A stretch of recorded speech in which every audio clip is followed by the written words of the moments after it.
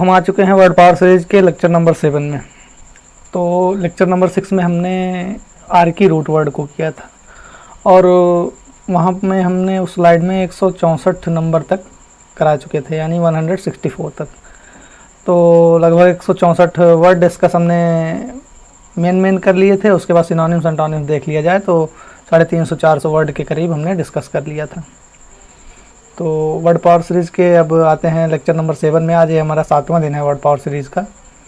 तो आते हैं अब आज शुरुआत करते हैं 165 से। तो ये भी आर की रूट वर्ड का ही कुछ पार्ट है जो उस स्लाइड में छूट गया था, तो आज हम उसे डिस्कस करेंगे। और हाँ, आर की का मैंने बताया था, एक आर की होता है गवर्नमेंट का रूल करना है, गवर्नमेंट का रूट, और एक होता है क्रेसी। क्रेसी भी जहाँ पर भी आ जाए वो गवर्नमेंट या रूल करना, इसका रूट वर्ड का अर्थ क्रेसी का यही होगा, रूल करना है गवर्नमेंट। तो इसको ध्यान रखिएगा। और 165 में दिया गया अटॉर्की। तो ऑट जो है ये ऑटो से बना हुआ है, तो auto is the root of self, ठीक। और आर्की जो दिया गया है, यहाँ पर मैं हाइलाइटर लगा लेता हूँ, एक सेकंड। अरे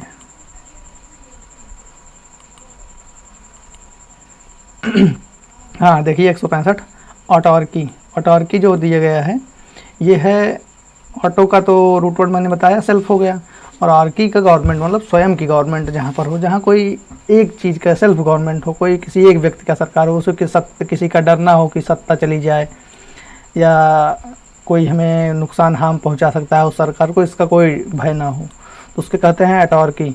अटॉर्की मतलब निरंकुश शासन, जिस पर अंकुश ना लगाया जा सके। देखिए हमने यहाँ पर ये इसका हिंदी मीनिंग लिख दिया है जो कि इसमें नहीं दिया गया था, निरंकुश शासन जिस पर अंकुश ना लगाया जा सके।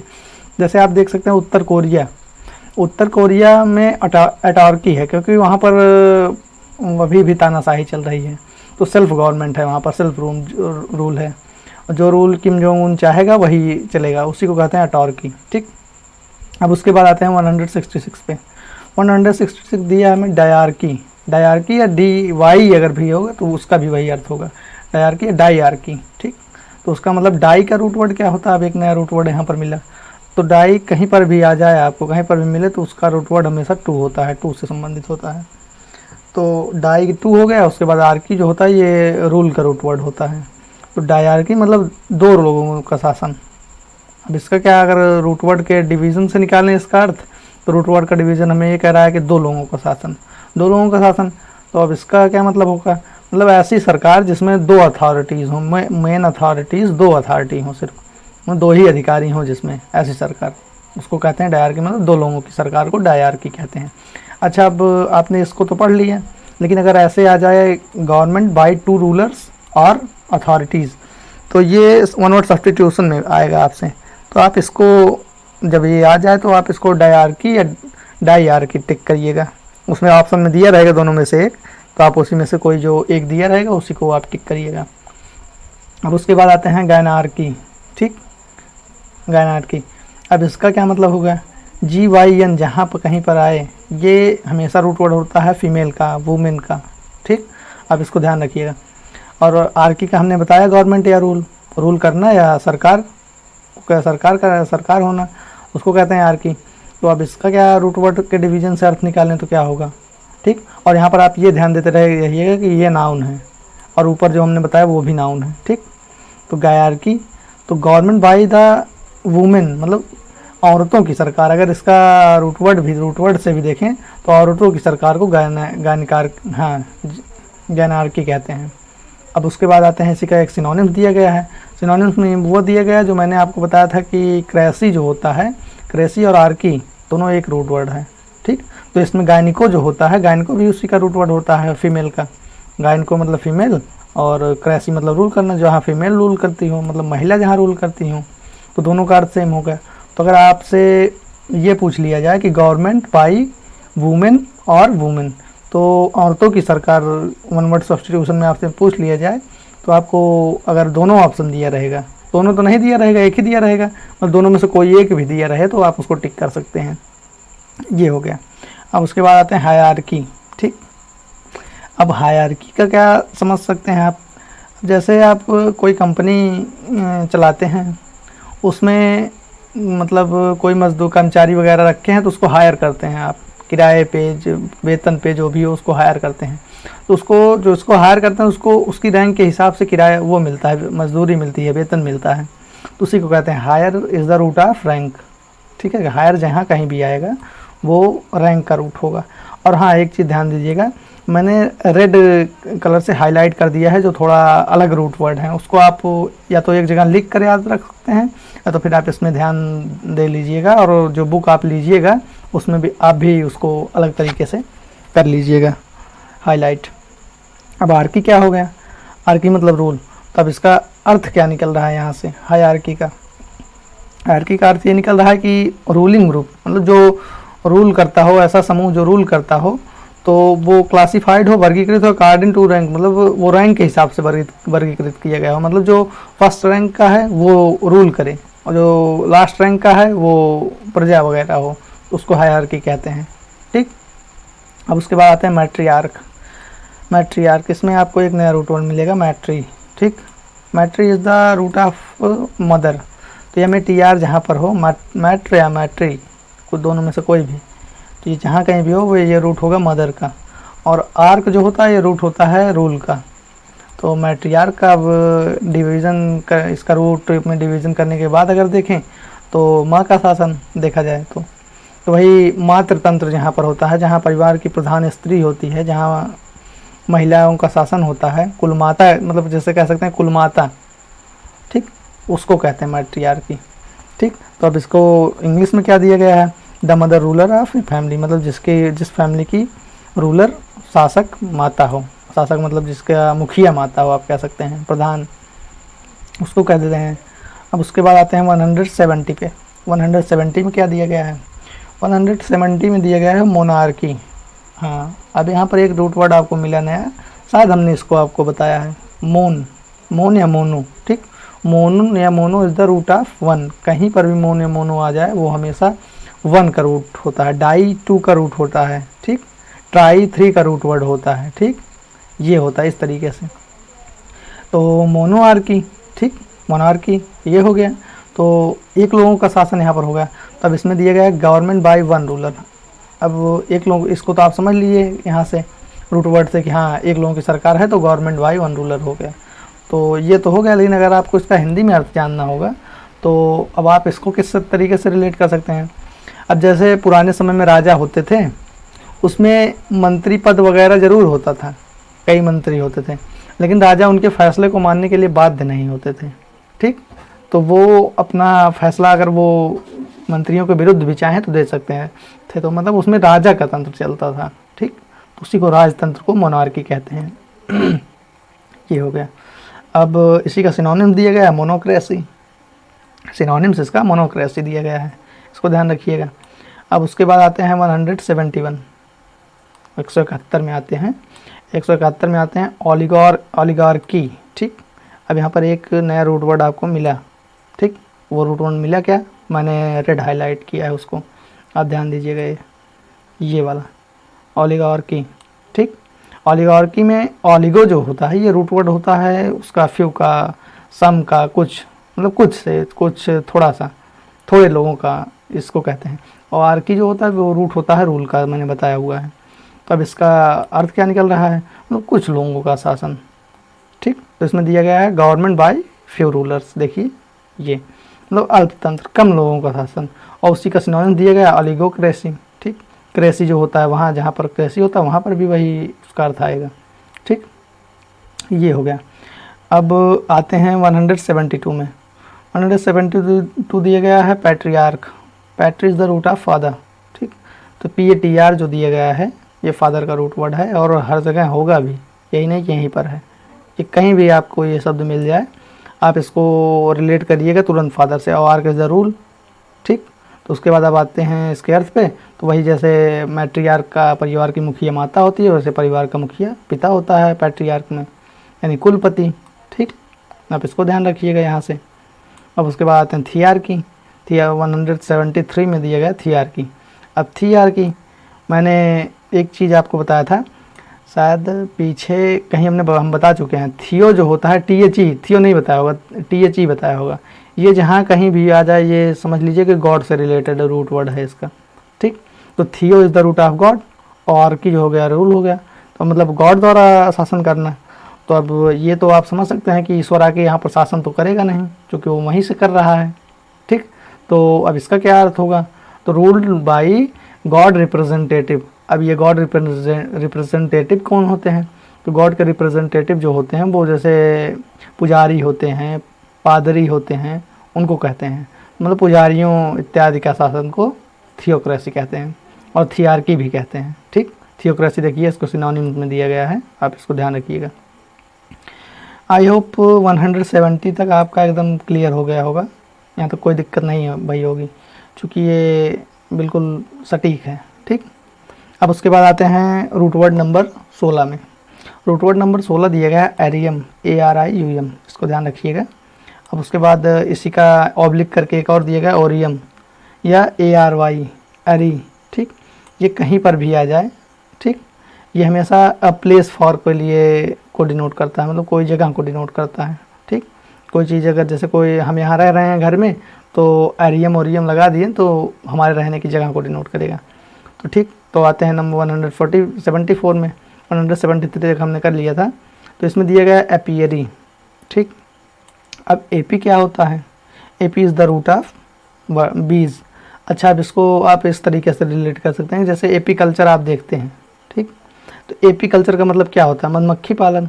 तो एपी कल्चर का तो मतलब वही होता है कि संस्कृति या फिर कोई चीज़ का कार्य करना, उसी को कल्चर कहते हैं। और उसके बाद अब बचा क्या, एपी बचा, तो मधुमक्खी का अर्थ ही तो एपी होगा, तो यहाँ पर इसलिए हो गया बी, एपी का रूट हो गया बी यानी मधुमक्खी, ठीक। और एरी, एरी ए प्लेस फ्रॉम, मतलब ऐसा स्थान जहाँ पर मधुमक्खियाँ रखी जाती हूँ, उसको कहते हैं एपियरी, ठीक। अब उसके बाद आते हैं 175 में। 175 में दिया गया एक्वेरियम। यहाँ पर भी आपको पुराना रूट वर्ड वही मिला, aqua is the root of water, ठीक। And arium a place for, मतलब ऐसा कोई स्थान जो, मतलब ऐसा कोई जगह जहाँ जल में कोई रहता हो, तो वही कहते हैं जल जीवशाला को एक्वेरियम कहते हैं। तो इसका अर्थ क्या दिया गया इंग्लिश में, अ टैंक और place filled with water for keeping live fish and aquatic animals. तो वही इसमें दिया गया है कि ऐसा कोई टैंक हो, टंकी हो या कोई स्थान हो जो पानी से भरा हुआ हो और उसमें फिश या एक्वेटिक जलीय जंतु रखे गए हों, उसको कहते हैं एक्वेरियम। तो उसी को जल जीवशाला भी कहा गया। तो आप इसको बिल्कुल अच्छे तरीके से रूट वर्ड से रिलेट कर सकते हैं। अब उसके बाद आते हैं ऑडिटोरियम, ठीक। ऑडिट क्या होता है, ऑडिट जैसे ऑडिटर होता है तो कोई चीज़ हियरिंग करके उसको टाइप लिखता है, तो वही चीज़ है ऑडिट, मतलब ये हियरिंग, ऑडिट का रूट वर्ड हियरिंग से होगा, ठीक। अब उसके बाद ऑरियम का आपको पता है प्लेस फॉर, ठीक। तो अब ऐसा कौन सी चीज़ होता है जहाँ पर लोग सुनने आते हैं, कोई चीज़ देखने आते हैं, ठीक। तो ये तो या तो फिर अखाड़ा हो या फिर नाच घर हो, ऐसे ही चीज़ को तो होता है, देखने आते हैं लोग, तो वही है। तो ऑडिटोरियम मतलब सभागार, और जहाँ लोग इकट्ठा होते हों, अखाड़ा नाच घर, उसी को कहते हैं ऑडिटोरियम। तो इसका अर्थ क्या दिया गया, ए place for gathering of an audience, ऐसा स्थान जहाँ पर ऑडियंस इकट्ठा होती है, दर्शक इकट्ठा होते हैं, उसको कहते हैं ऑडिटोरियम। आई होप ये समझ गए होंगे आप। और इसको जैसे आप से वन वर्ड सब्स्टिट्यूशन में भी पूछ सकता है।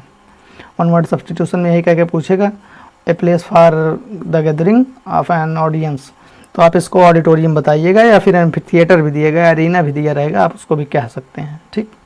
वो सिचुएशन के हिसाब से होता है कि वहाँ पर क्या दिया गया हो। तो आई होप ये 176 तक आपका कंप्लीट हो गया होगा। और हाँ, एम्फी थिएटर जो होता है ये होता है कि अखाड़ा, ठीक, एम्फी। और उसके बाद एरीना जो होता है इसका नाच घर या रंगभूमि, इसको भी वही कहते हैं, मतलब सभी एक ही कैटेगरी का होता है। अब उसके बाद आते हैं 177 में। 177, एक सेकेंड, हाँ 177 दिया गया एवियरी। अब एवियरी ये बिल्कुल 174 से मैच कर रहा है, जैसे एपियरी है। तो अब लेकिन वहाँ पर एपी था, यहाँ पर एवी है, तो एवी क्या है ये जानना ज़रूरी है हमारे लिए। ये जानना ज़रूरी है तो हम बताते हैं आपको, avi is the root of bird. कहीं पर भी एवी हो जाए, ये वर्ड का या कोई उड़ने वाली चीज़ जैसे एयरक्राफ्ट हुए उसको डिनोट करेगा, ये कहीं पर भी हो जाए आपको। किसी भी वर्ड पावर में ये आ जाए। तो अब इसको क्या कहेंगे, एवी मतलब बर्ड, एरी मतलब जो प्लेस फॉर जहाँ रखे जाते हों, तो ऐसा स्थान जहाँ पर चिड़ियाँ रखी जाती हों तो उसको बर्ड सैंक्चुअरी कहते हैं। ठीक, यानी चिड़िया अभ्यारण्य, अभ्यारण्य या शरणार्थ स्थल, पशु विहार इसको कहते हैं बर्ड सैंक्चुअरी मतलब। SANC इसको आप इंग्लिश इसका स्पेलिंग याद रखिएगा, सैंक्चुअरी SANCTUARY। ठीक, ये हो गया।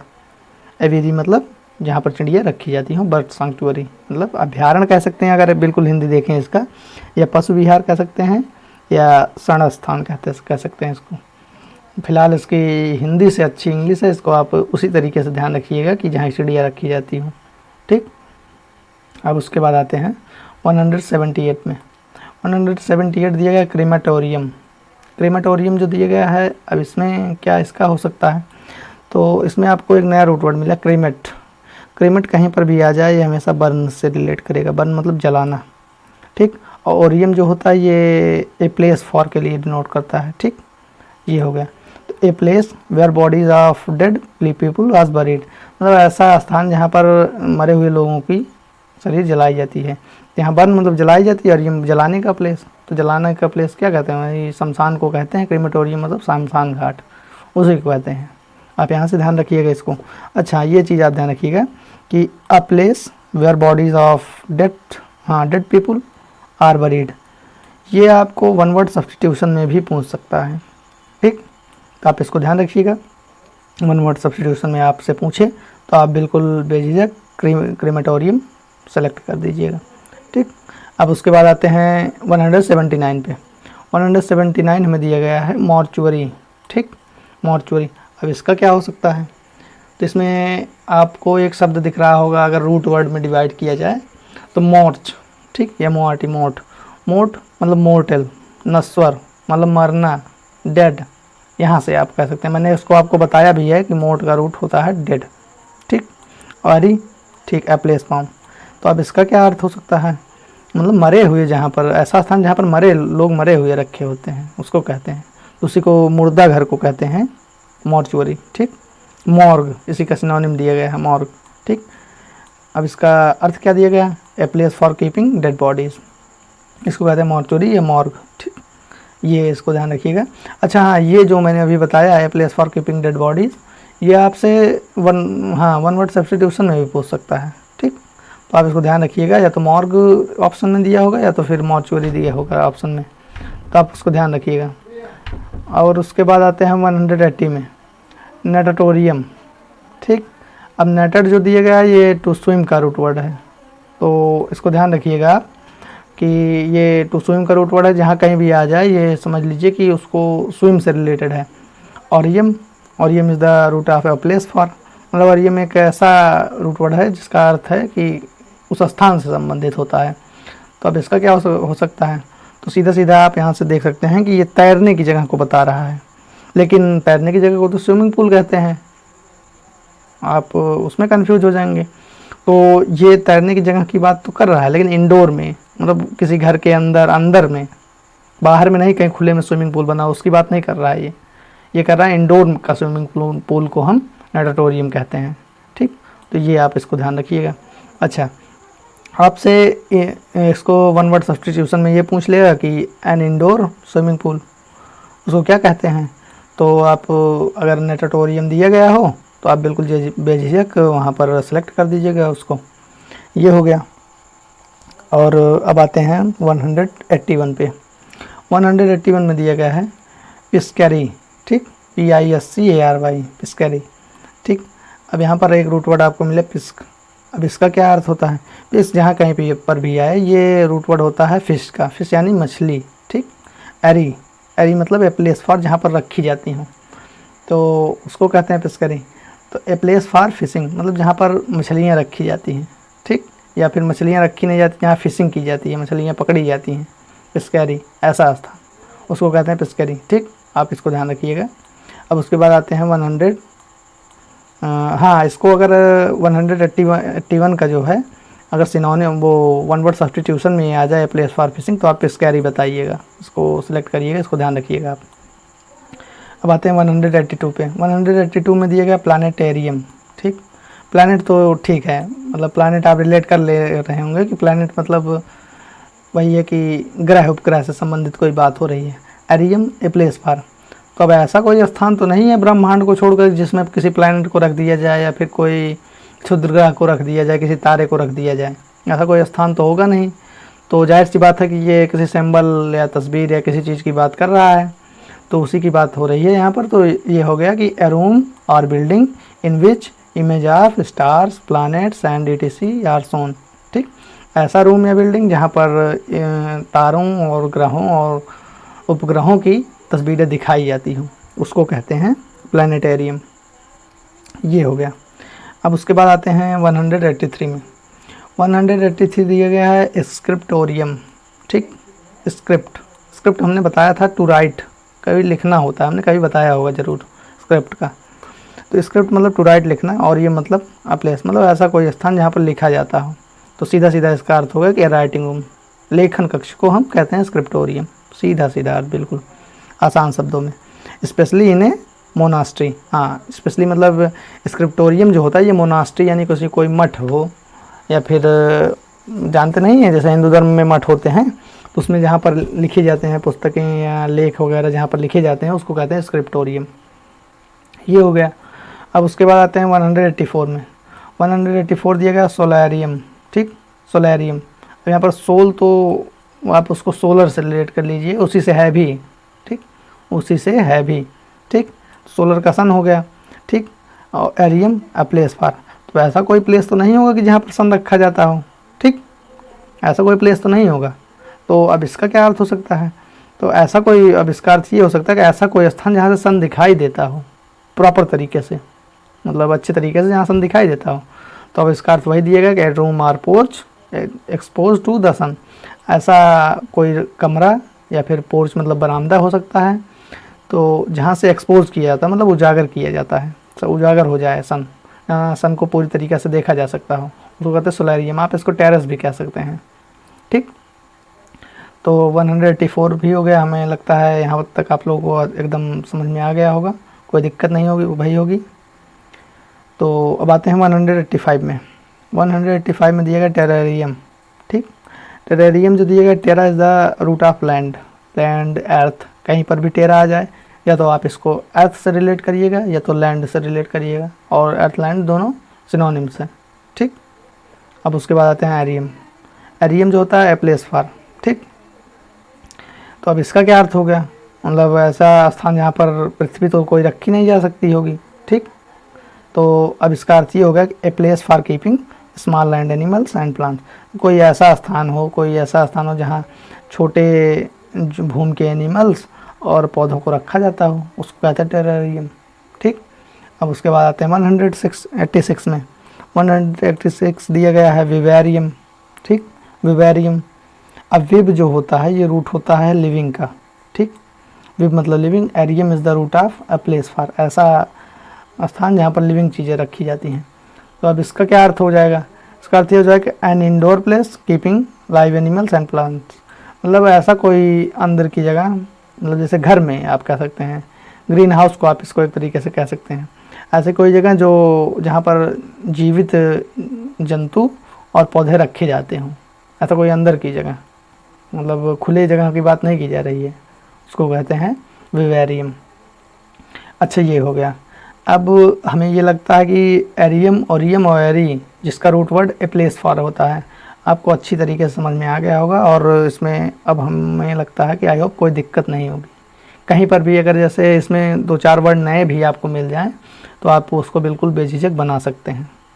ठीक, तो यही फ़ायदा होता है रूट वर्ड से पढ़ने का, कि जैसे आपको उसको नए शब्दों से भी कोई परिचय हो, आपको जैसे मतलब कोई भी शब्द नया मिल जाए उसमें पीछे ओरियम लगा हुआ है। ठीक, तो आप ये समझेंगे कि हाँ ये किसी स्थान की बात हो रही है, किसी के स्थान की बात हो रही है, और उसी का सिनोनिम दिया गया हो, उसका अर्थ आपको पता होगा तो आप उसको बेझिझक टिक कर देंगे। तो ये फ़ायदा होता है रूट वर्ड से पढ़ने का।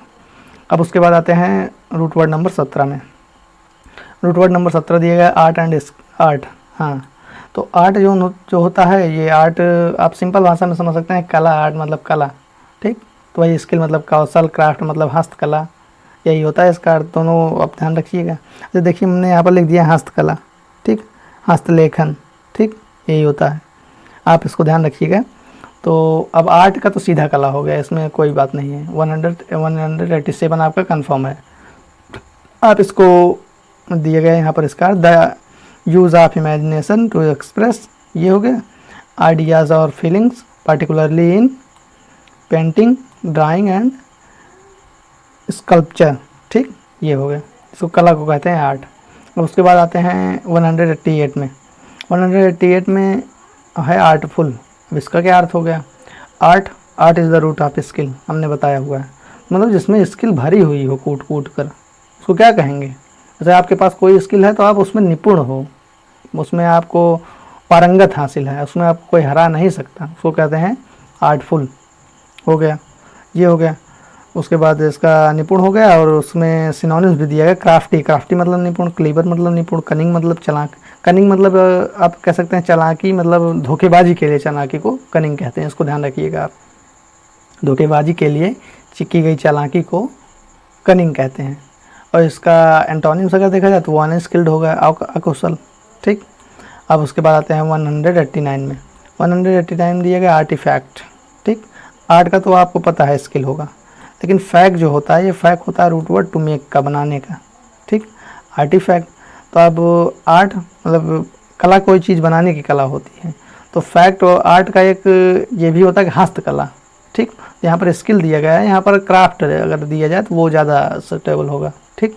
तो आर्ट मतलब क्राफ्ट यानी हस्तकला, टू फैक्ट मतलब टू मेक, कोई चीज़ बनाने की हस्तकला, तो उसी को शिल्पकृत कहते हैं। देखिए यहाँ पर दिया गया है, ठीक। शिल्पकृत हाथों से तो बनी होती है। तो अब इसमें क्या दिया गया है, इसका इंग्लिश में अर्थ, something that is made by a person, ऐसी कोई चीज़ जो व्यक्तियों द्वारा बनी होते हैं, व्यक्तियों के व्यक्तिगत हाथों द्वारा बनी होती हैं, उसको कहते हैं आर्टिफैक्ट या आर्टिफैक्ट। तो अच्छा, ये एक चीज़ इसको ध्यान रखिएगा, यहाँ पर ये दोनों इसका इंग्लिश हो सकते हैं, मतलब जहाँ पर ARTI लगा हो वो भी, और जहाँ पर ARTE लगा हो वो भी, इसको ध्यान रखिएगा। स्पेलिंग करेक्शन में ये चीज़ें आ सकती है आपको, इसको ध्यान रखिएगा। अच्छा, इसका सिनोनिम दिया गया आर्टिफैक्ट का सिनोनिम दिया गया हैंडीक्राफ्ट, ठीक। तो ये हो गया शिल्पकृत, इसका भी हो गया। अब उसके बाद आते हैं 190 में। 190 में दिया गया आर्टिफाइस। आर्ट का तो स्किल पता है, लेकिन फिक जो है यहाँ पर फिर आ जा रहा है, या फाइसी, फिक मतलब टू मेक, बनाना, ठीक। तो वही चीज़ दिया गया कि कोई चीज़ स्किल से, यहाँ पर स्किल का मतलब कनिंग से होगा, ठीक। तो चालाकी करना मतलब ए क्लीवर यूज़ ऑफ ट्रिक्स, मैंने बताया था कि कनिंग जो होता है वो धोखा करने के लिए होता है, धोखा करने के लिए की गई चालाकी को कनिंग कहते हैं, ठीक। तो आर्टिफाइस मतलब धोखा होता है। और देखिए इसका सिनोनिम भी दिया गया है, कनिंग मतलब चालाकी यानी धोखा के लिए, और गिमक जो होता है ये भी होता है नौटंकी, चालाकी, उसको कहते हैं गिमिक, ठीक। और इसी का एंटोनिम्स दिया गया है, ऑनेस्टी मतलब ईमानदारी, कैंडर मतलब जो होता है, हाँ, कैंडर मतलब विश्वास पात्रता, फ्रैंकनेस मतलब वाक्य की स्पष्टता, मतलब कोई आप जैसे कहते नहीं कि ये काफ़ी फ्रैंक हो रहे हो, मतलब काफ़ी ज़्यादा स्पष्ट बोल रहे हो, उसी को कहते हैं फ्रैंकनेस, ठीक। और वाक्य की स्पष्टता। तो आज की वीडियो में बस इतना ही, और अगर वीडियो आपको अच्छा लगा हो तो आप वीडियो को लाइक एंड सब्सक्राइब कीजिएगा चैनल को। तो मिलते हैं फिर अगले वीडियो में, और वर्ड पावर के सीरीज़ के इसी अगले वीडियो में 8वें लेक्चर के साथ, तो बने रहिएगा।